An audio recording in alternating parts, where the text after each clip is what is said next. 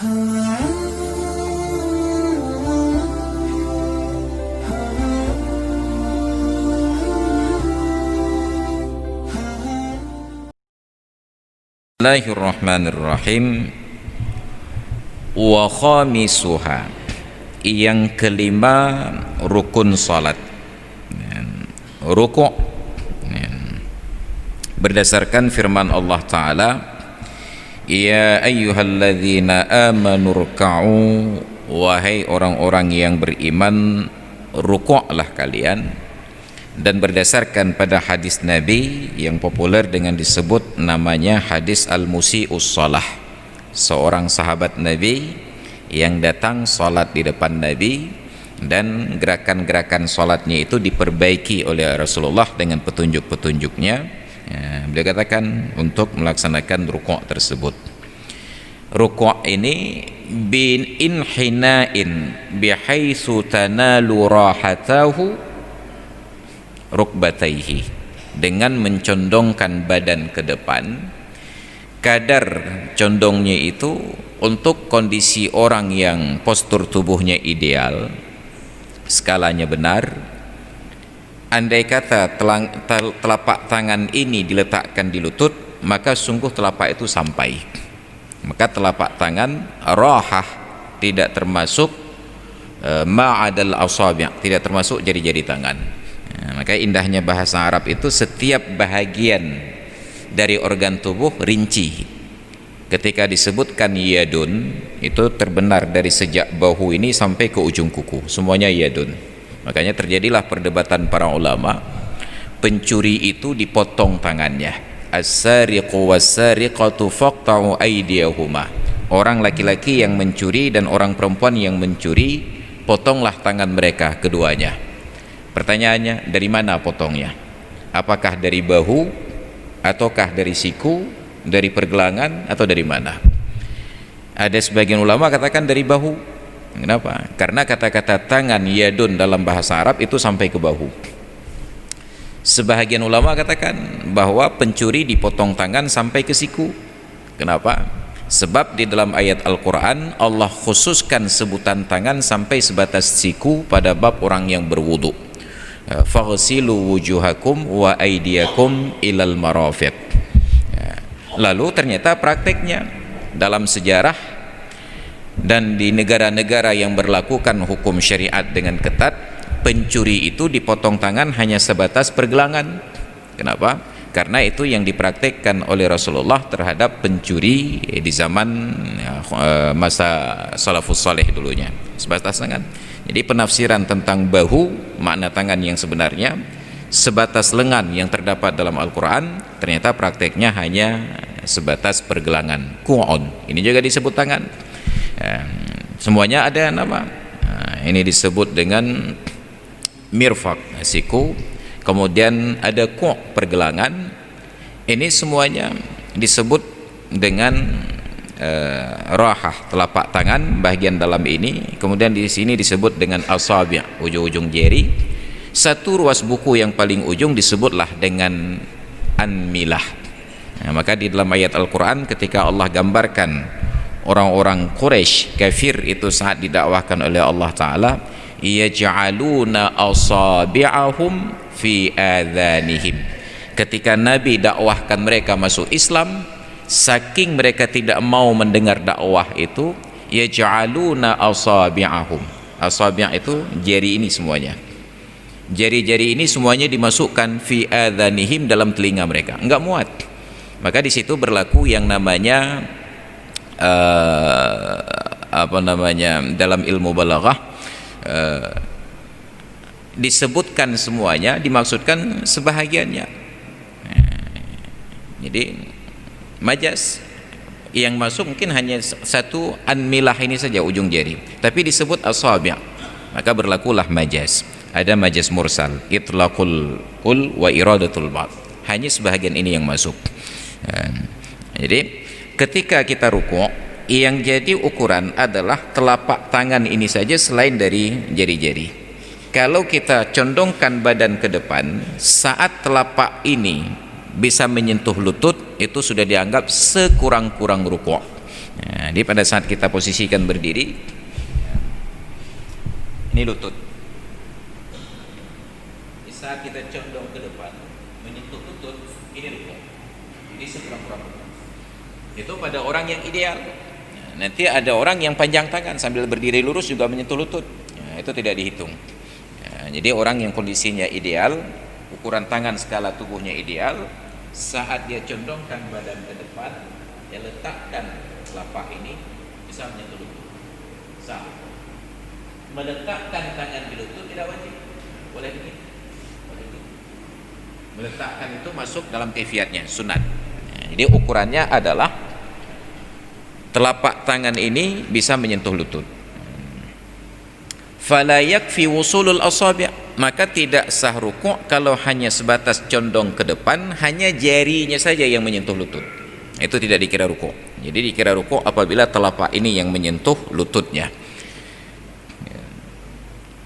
Lau arada wada'ahuma, itu kalau orang yang sholat berkeinginan untuk meletakkan telapak tangan ini di lutut. Inda i'tidalil khilqah, menurut ukuran orang yang bentuknya ideal. Hadza aqallur ruku', tapi itu sekurang-kurang rukuk. Apa makna sekurang-kurang rukuk? Dulu sudah kita bahas bahwa masbuk apabila sempat rukuk bersama dengan imam, dia sudah rukuk sebelum imam bangkit sampai sekurang-kurang rukuk. Makmum yang masbuk ini sudah sempurna rukuk sebelum imam bangkit pada sekurang-kurang rukuk, maka dia dapatkan rakaat. Jadi sekurang-kurang rukuk tadi dalam posisi yang tadi saya sebutkan. Jadi rukuk yang sempurna membentuk sudut 45 derajat. Jadi ketika imam bangkit,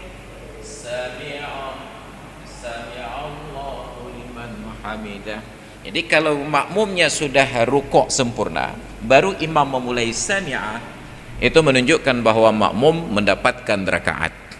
Itu kalau imam jujur, Sami'allahu liman hamidah dari posisi rukuk. Tapi kalau imam tidak jujur, bangkit dulu sudah berdiri tegak baru sami'ah, maka makmum ini tidak dapatkan rakaat.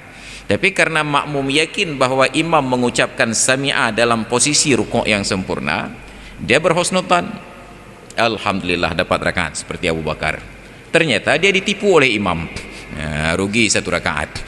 Jadi karena tidak sempurna satu rakaat, kalau dia tahu salatnya tidak sah kecuali ditambah satu rakaat. Tapi karena tidak tahu, maka terjadilah hal-hal yang syubhat. Itulah pentingnya sholat sunat setelah sholat fardu, karena sholat sunat setelah fardu itu menutupi cacat-cacat yang terjadi dalam praktek sholat fardu, bukan menutup kekurangan dari sholat fardu. Ini yang jadi masalah. Maka kita selalu berharap imam itu jujur memulai takbir dari rukun sebelum, berhenti takbir sampai pada rukun yang sesudah. Karena yang paling rawan itu pada posisi rukuk, sebab itu ukuran seorang masbuk mendapatkan rakaat.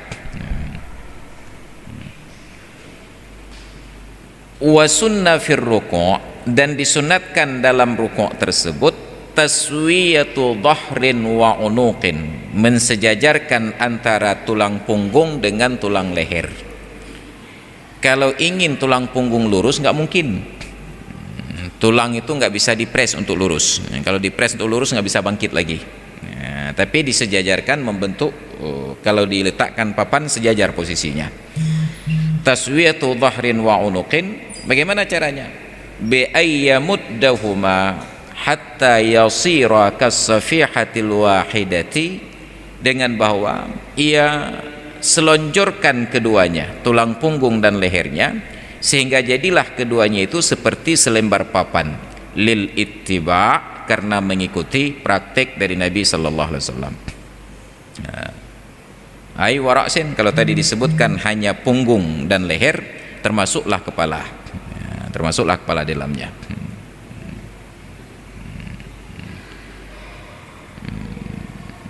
Sawa'un kana dzakaran au untha au khunsa, dalam kasus ini posisinya sama baik laki-laki ataupun perempuan ataupun khunsa. Wa hadza fi ruku'il qa'im, dan itu posisi pada rukuk orang yang salat sambil berdiri. kita ambil yang sambil berdiri. Nah, kita tambahkan keterangan. Ammal qa'idu, adapun orang yang salat sambil duduk, fa aqallur ruku'i fi haqqihi, maka sekurang-kurang rukuk pada orang yang salat sambil duduk, muhadzatu jubhatihi ma amama rukbataihi, sejajar keningnya ini dengan yang terdapat di depan kedua lututnya. Dan yang sempurnanya bagi orang yang salat sambil duduk, muhadzatuhu mahalla sujudihi, sejajar dengan tempat sujudnya. Kita ambil yang posisi salat sambil duduk dulu, mohon maaf ya, dari sebelah sini. Ini salat sambil duduk, Allahu Akbar, ataupun duduk di lantai, tetap posisinya begini. Jadi orang yang salat sambil duduk, sekurang-kurang rukuk, posisi keningnya ini sejajar dengan bahagian depan lutut. Allahu Akbar. Ketika posisi kening di depan lutut, itu sekurang-kurang rukuk untuk orang yang salat sambil duduk. Allahu Akbar. Apakah duduk di atas kursi atau duduk di lantai? Allahu Akbar. Itu sekurang-kurang rukuk. Yang sempurna rukuk pada orang yang sholat sambil duduk, keningnya ini sejajar dengan tempat sujudnya. Jadi kalau kita sujud di sini posisi, maka seharusnya rukuk itu Allahu Akbar. Itu yang sempurna.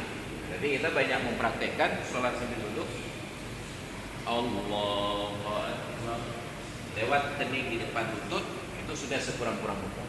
Mau sempurna Allahu Akbar, terangkat pantat untuk posisi kepala maju ke depan. Itu pada orang yang sholat sambil duduk.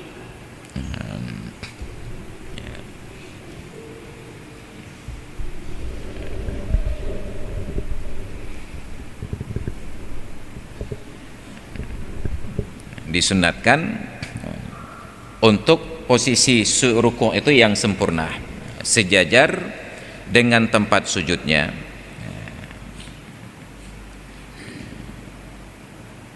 Sedangkan orang yang salat sambil berdiri, ia jadikan posisi kepala, leher dan punggung ini sejajar.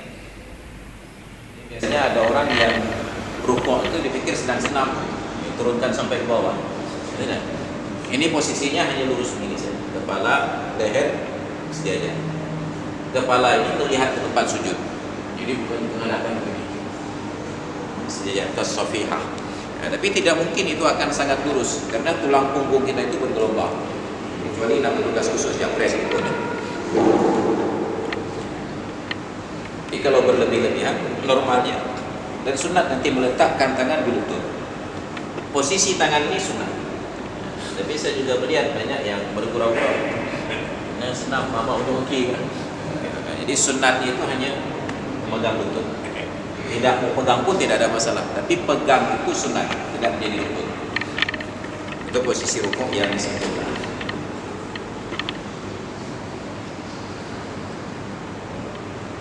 Wa qauluhu kas-safihah, pernyataan di dalam tadi bahwa seperti selembar papan, ai la i'wijaja fihi, yang tidak ada bengkok-bengkok padanya. Wa akhadha rukbataihi ma'a nasbihima wa tafriqihima bikafaihi, dan memegang kedua lututnya, yang lutut itu ditegakkan dan dipisahkan dengan kedua belah telapak tangannya, ma'a kashfihima, tangan itu dibuka, wa tafriqati asabi'ihima, jari-jarinya dijerangkan, tafriqan wasatan, yang moderat. Bahkan bentuk jari tangan ini pun ketika memegang lutut, jari tangan direnggangkan sedikit, lutut ini ditegakkan. Ini bukan dimajukan ke depan, tegak lurus, dipisahkan, dipeganglah dengan tangan. Dia bukan digenggam begini. Tafriqan wasatan. Biasanya orang pegang lutut, sunatnya dijarangkan sedikit jari tangan. Tafriqan wasatan.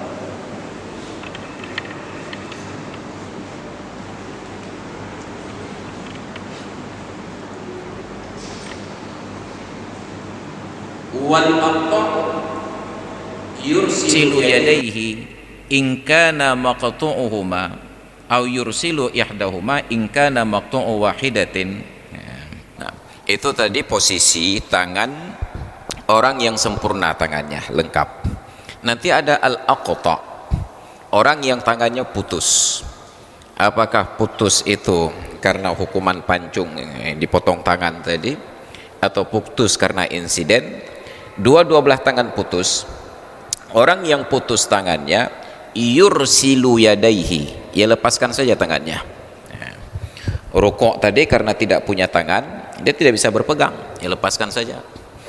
Bila hanya sebelah yang putus, maka sebelah itu dilepaskan sampai petunjuk bahwa orang yang puntung jauh, lepaskan tangannya.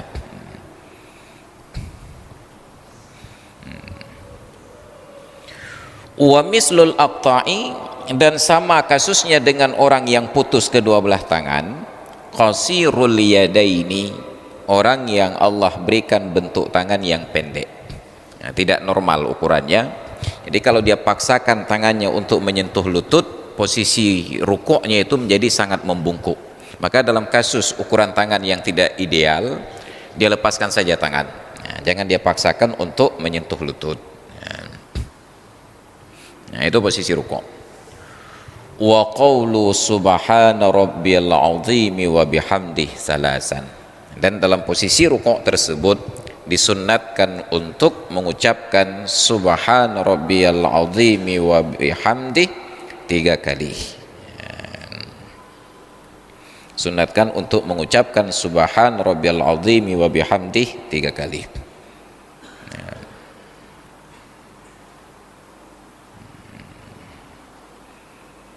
Itu sekurang-kurangnya. Yakni anna asla sunnati fihi yahsulu bimarratin. Artinya sekurang-kurang mendapatkan fadilah sunat tasbih dalam posisi rukuk 1 kali saja. Subhana rabbiyal azimi wa bihamdih. Wa adnal kamal, dan sekurang-kurang ukuran sempurna zikir pada waktu rukuk salasin 3 kali. Kalau mau khamsun 5 kali, summa sab'un kemudian 7 kali, summa tis'un kemudian 9 kali, summa ihda asyrata kemudian 11 kali. Wa huwa al-akmalu lil munfarid wa imamu mahsurina. Itu khusus berlaku untuk orang yang sholat sendiri atau imam untuk komunitas jemaah yang terbatas. Artinya begini, di dalam rukuk tidak ada bacaan yang wajib, karena yang wajib dalam rukuk nanti masuk salah satu rukun berikutnya, yaitu tumakninah. Tumakninah itu didefinisikan oleh para ulama sukunul arkan ba'dal harakah, tetapnya anggota badan setelah selesai dari pergerakan. Jadi dari posisi berdiri rukuk ada gerakan, ketika sudah tetap anggota badan semuanya berhenti, tarik nafas sebentar, itu sudah ada tumakninah. Jadi sami Allahu liman hamidah. Tapi disunatkan dalam posisi rukuk sekurang-kurangnya membaca tasbih, paling kurang 1 kali. Subhana rabbiyal azimi wa bihamdih. Itu sekurang-kurangnya. Sekurang-kurang sempurna 3 kali, dan itu yang kita pelajari sejak dari kecil sampai hari ini. Subhana rabbiyal azimi wa bihamdih. Subhana rabbiyal azimi wa bihamdih. Subhana rabbiyal azimi wa bihamdih. Dan untuk orang yang sholat sendiri boleh ditambah 5 kali, 7 kali, 9 kali, sampai 11 kali. Dan luar biasanya, nanti di dalam lanjutan pengajian akan ada penjelasan dari Imam Al-Ghazali, wa mimma yu'inu 'alal khusyu', sebahagian dari perkara yang dapat membantu khusyuk di dalam praktek salat adalah italatur ruku' was sujud. Ruku' itu diperlama, sujudnya juga diperlama. Nah, jadi kalau kita biasanya hanya baca 3 kali, kalau salat sendiri coba menjadi 5 kali. Saat kita praktekkan baca tasbih pada rukuk dan pada sujud masing-masing 5 kali, mungkin sekitar 2-3 hari saja dalam 10 sampai 15 kali solat fardu, maka sungguh akan terasa membaca 3 kali itu seolah-olah tidak merata, mengatna merata dan naik standar kita menjadi 5 kali. Ketika 5 kali itu dibiasakan sepekan, 2 pekan, sebulan, 2 bulan, kita naikkan menjadi 7 kali. Maka sungguh membaca 5 kali tasbih itu tidak puas, maka standar itu dinaikkan. Tapi ternyata sampai hari ini standar kita masih 3 kali. Standar kita masih 3 kali. Jadi kalau sempat imam membaca 5 kali, roh tadi manjang lah berukuk, pekan trip dah kedengah. Maka ini untuk orang yang sholat sendiri yang pertama. Yang kedua, untuk imam jamaah komunitas yang terbatas, maka tidak termasuk masjid kita ini. Karena Masjid Al-A'la ini berada di pinggir jalan yang orang lalu lintas dari berbagai arah. Ada yang sekedar transit sebentar untuk salat maghrib, nanti melanjutkan perjalanan, atau mau berbelanja dan lain sebagainya. Maka tidak boleh imam berlama-lama. Beda dengan masjid kami di Kota Madia Cot Keung, itu masyarakat yang terbatas. Enggak ada orang yang dengan tujuan melanjutkan perjalanan ke tempat lain singgah di tempat tersebut. Karena untuk sampai ke Cot Keung itu syarat pertama qasad, yang kedua ta'arud, yang ketiga ta'yin. Jadi ada niat khusus untuk sampai ke sana. Maka tidak masalah bila berlama-lama. Tapi untuk masjid di pinggir jalan seperti Masjid Al-A'la, Masjid Lungbata, dan masjid-masjid yang di pinggir jalan lainnya yang disinggahi oleh bukan warga setempat, maka sepatutnya bagi imam jangan berlama-lama karena makruh. Tapi kalau sholat sendiri silahkan lanjut. Kalau jamaahnya terbatas, lanjut 5, 7, 11, 9 dan 11.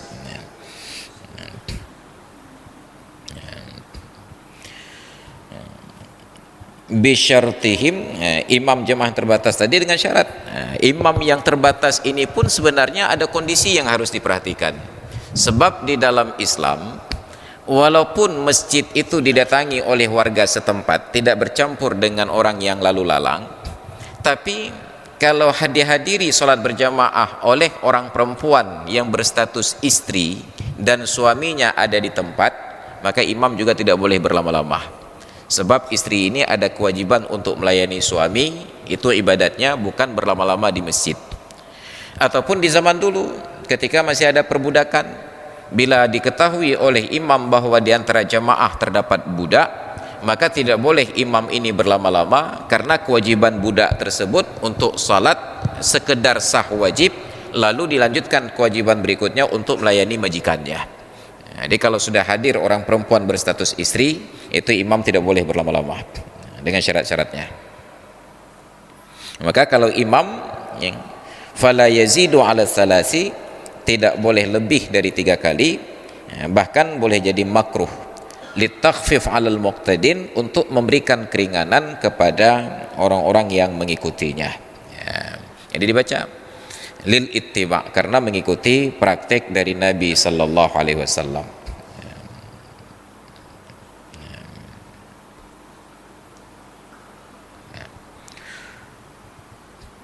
Wa aqallu tasbih fihi wa fis sujud, sekurang-kurangnya tasbih pada rukuk dan pada sujud 1 kali. Walaupun tasbih itu umpamanya hanya subhanallah, jadi tidak harus subhan rabbil azimi, tidak harus subhan rabbil a'la, boleh pilihannya subhanallah. Wa aktsaruhu ihda asyratan, dan sebanyak-banyaknya 11 kali. Setelah 3, 5, 7, 9 atau 11, wa yazidu man marra, ditambahkan oleh selain dari makmum dan imam yang terbuka tadi, ditambahkan doanya Allahumma laka raka'tu wa bika amantu wa laka aslamtu khashi'a laka sam'i wa basari wa mukhi wa azmi wa sya'ri wa bashari. Makanya kata-kata Allahumma laka aslamtu itu bandingannya terdapat pada orang yang berbuka puasa, sehingga timbullah gugatan dari orang yang mengaku diri paling sunnah bahwa doa buka puasa Allahumma laka sumtu itu bid'ah katanya. Nah, karena memang pengajaran dari Rasulullah, orang yang berbuka puasa itu doanya berbeda, yaitu dhahabad dham'u wa batallal 'aruqu, wa sabatal ajru insyaallah. Itu doa yang diajarkan oleh Nabi. Tapi kita dari kecil membacanya Allahumma laka sumtu wa bika amantu wa ala rizqika aftartu. Maka doa-doa tersebut, wirid tersebut ada pada banyak versi ibadat. Orang yang rukuk dia baca Allahumma laka raka'tu. Orang yang sujud membaca Allahumma laka sajadtu. Orang yang puasa membaca Allahumma laka sumtu. Ya, tapi yang khusus pada puasa dhahabad dhama'u wa batallal 'aruqu wa sabatal ajru insyaallah. Dhahabad dhama'u, telah hilanglah dahaga, wa batallal 'aruqu, dan telah basahlah urat-urat, wa sabatal ajru, dan telah terdapatlah pahala insyaallah taala, jika Allah berkehendak. Sah-sah saja. Yang jadi masalah adalah membid'ahkan praktek selama ini. Itu jamun kencingnya ada praktek ke bid'ah. Bid'ah tidak masalah. Masalahnya setiap bid'ah menurut mereka masuk neraka. Ini udah mau puasa masuk neraka pula. Maka ilhapnya. Jadi inilah orang-orang yang sudah memboking surga untuk diri sendiri saja. Jadi itu boleh ditambahkan oleh orang yang sholat sendiri ataupun oleh imam jamaah yang terbatas tadi.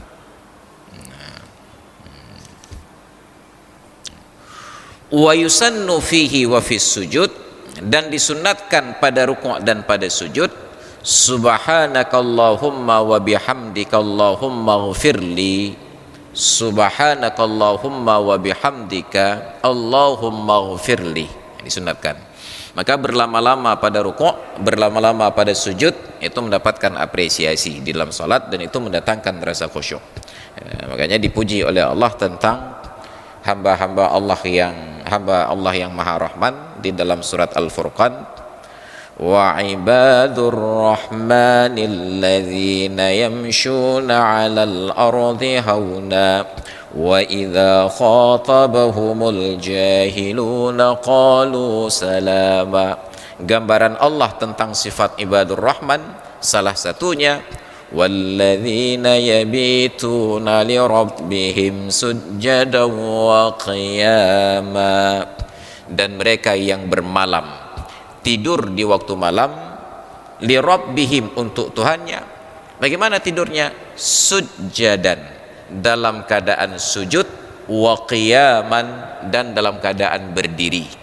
Kenapa? Nah, nanti dalam penafsiran para ulama, yang paling bagus salat itu lama berdiri, lama rukuk, lama sujud. Nah, maka nanti dalam kitab ini ada pernyataan tulul qiyam afdalu min kasratir rukuk. Lama berdiri lebih bagus daripada memperbanyak rakaat. Berlama-lama saat membaca surat setelah Fatihah, berlama-lama dalam rukuk, berlama-lama dalam sujud. Saking lamanya sampai tertidur. Maka nanti ada ulama yang katakan, kalaulah tidur itu membatalkan wudu, maka tidak akan batal wudu bila tidur ketika sedang sholat walaupun sedang sujud. Biasanya orang yang tertidur, terangkat pantatnya dari lantai, batal wudu. Itu kan musibah hari Jumat. Entah kenapa hari Jumat itu anginnya sepoi-sepoi basah. Kalau berpadu dengan khatib yang sepoi-sepoi basah, habis jemaah. Dengat mendum.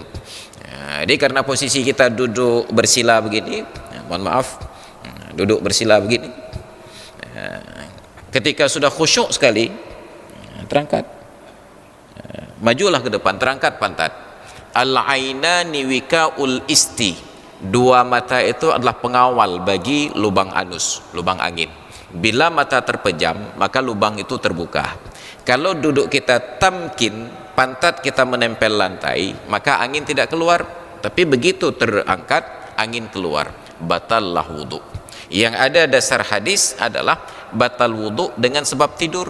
Lalu oleh para ulama mengkiaskan pada tidur tadi orang yang pingsan, orang yang koma, orang yang mabuk. Kenapa? Tidur saja dalam kontrol kita bisa batal wudu, apalagi yang pingsan di luar kontrolnya, itu lebih-lebih batal lagi wudu. Tapi walaupun tidur terangkat, itu membatalkan wudu, terangkat sedikit saja batal wudu, Luar biasanya, orang yang tidur dalam keadaan sujud di dalam sholat tidak batal wudhunya. Kenapa? Karena ada pujian dari Allah Ta'ala. Nanti ada hadis Nabi juga, Allah Ta'ala berbangga-bangga kepada para malaikat tentang hambanya yang tertidur dalam keadaan sujud. Apa kata Allah? Unduru ibadi, perhatikanlah oleh kalian wahai malaikat, hamba-hambaku ini ruhuhu biyadi, nyawanya dalam genggamanku, wa jasaduhu baina yadayya, sedangkan tubuhnya di hadapanku. Maka kata para ulama, Allah mengapresiasi orang yang tidur dalam keadaan sujud, tidak akan diapresiasi bila sujud itu batal sholat. Artinya itu pemahaman sebagian ulama. Jadi berlama dalam rukuk, berlama dalam sujud, dengan catatan selama bukan imam untuk jamaah yang terbuka. Walau iqtasara 'ala tasbih aw dzikri fattasbihu afdalu. Tapi kalau harus memilih, saya akan membaca subhanakallahumma wa bihamdika allahumma ghfirli ataukah subhana rabbil azimi wa bihamdih, maka sungguh tasbih itu afdalu, lebih bagus tasbih daripada zikir. Sebab tasbih ini adalah ibadat semua makhluk. Malaikat bertasbih, semua makhluk bertasbih. Wa im min syai'in illa yusabbihuna bihamdi rabbihim, tidak ada suatu makhluk pun kecuali pasti makhluk itu bertasbih memuji Tuhannya. Walakin la tafqahuna tasbihahum, tetapi kalian saja yang tidak paham bagaimana bentuk tasbih mereka. Maka boleh jadi ayam berkokok itu tasbihnya, boleh jadi anjing menggonggong itu tasbihnya, boleh jadi serigala melolong itu adalah tasbihnya. Karena mereka tidak ada aktivitas untuk mupat. Jadi semua yang terucap dari binatang-binatang itu adalah tasbih. Wa im min syai'in illa yusabbihuna bihamdi rabbihim walakin la tafqahuna tasbihahum.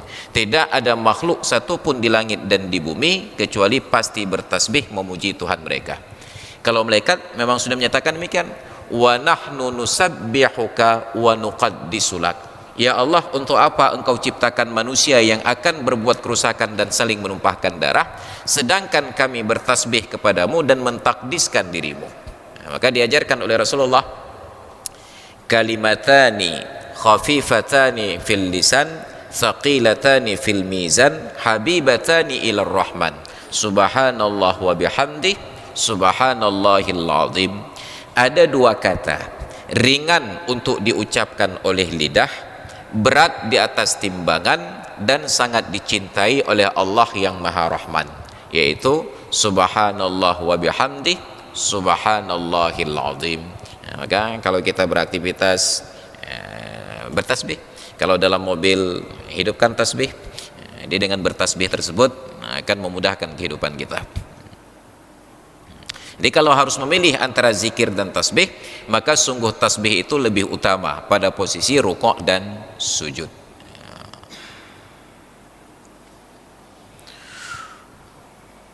Wa yukrahul iqtisaru ala aqallir rukuk, dan dimakruhkan rukuk itu seala kadarnya saja. Dulu di bulan Ramadan ada berita tentang di sebuah tempat di Jawa Timur, di Blitar, yang sholat tarawih 23 rakaat itu selesai dalam masa 7 menit 7 menit. Itu bahkan tidak ada tumakninah. Tapi sayangnya majelis ulama setempat memberikan pembelaan atas praktek ibadat yang sudah berusia lebih dari 100 tahun karena merawat tradisi. Kenapa sholat begitu? Karena nenek-nenek moyang kami sholatnya begini. Itu mazhabnya sama dengan mazhab nenek moyang, mazhab Abu Lahab. Selanjutnya, kenapa Abu Lahab menyembah berhala? Apa jawaban Abu Lahab? Inna wajadna aba'ana alaihi ya'kifun, karena kami dapati nenek moyang kami melakukan penyembahan terhadap berhala. Jadi jangankan yang model begitu, yang rukuk minimalis saja. Tadi sekurang-kurang rukuk dalam tumakninah kita baca tasbih sekali. Dari posisi berdiri, Allahu Akbar, sami'allahu liman hamidah, sah rukuk karena sudah ada tumakninah. Berhenti, bangkit. Makruh mempraktekkan kadar rukuk yang salah kadar tersebut. Wal mubalaghah fi khafdir ra'si, demikian pula melampaui batas ketika menurunkan kepala, anid dhahri fihi, dari posisi punggung pada saat sujud rukuk. Ada orang rukuk berlebih-lebihan, itu juga menjadi makruh. Dianjurkan pada batas yang sempurna tadi. Wa yusannu lidzakarin, dan disunatkan bagi orang laki-laki, ayyujafiya mirfaqaihi, merenggangkan dua sikunya, an jambaihi, dari dua sisi lambungnya, wa batnihi, dan perutnya, an fakhidaihi, dari dua pahanya, fir ruku' was sujud. Ya. Orang laki-laki ketika rukuk, siku dengan dua sisi dijauhkan, lambung dengan paha dijauhkan.